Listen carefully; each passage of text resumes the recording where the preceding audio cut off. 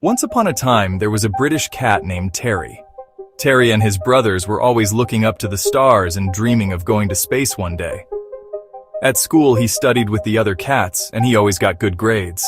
At college, he studied science and met George, a black cat, who also had a fascination for space and astronomy. Terry would often go out drinking with the other cats, who would laugh at him whenever he said he was going to be an astronaut. Terry decided to do a master's degree in aeronautical engineering at university where he met Frankie. They became friends instantly.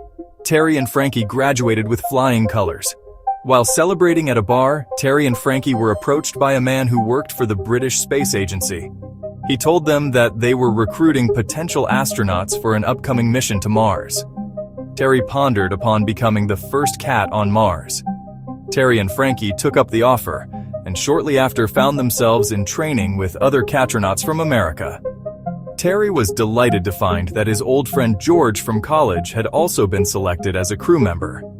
The training was intense, but the cats always supported each other and worked perfectly as a team. Finally, launch day was upon them. The crew said goodbye to their families and the nerves kicked in when they got to the launch pad. The launch was distressing to those watching, mostly because they were cats.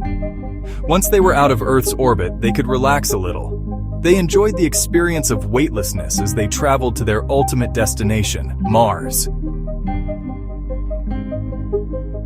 Terry and the crew landed safely and set foot on the red planet.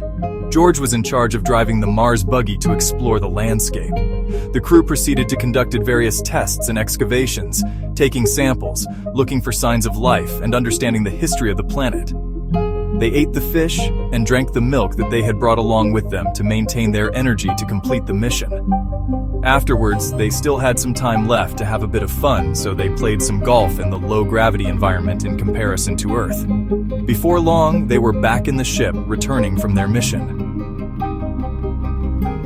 Upon their arrival on Earth, they were greeted by huge crowds, and they gave a speech which was broadcast live to the entire world, stating that what they had assumed was indeed true. There was no catnip on Mars.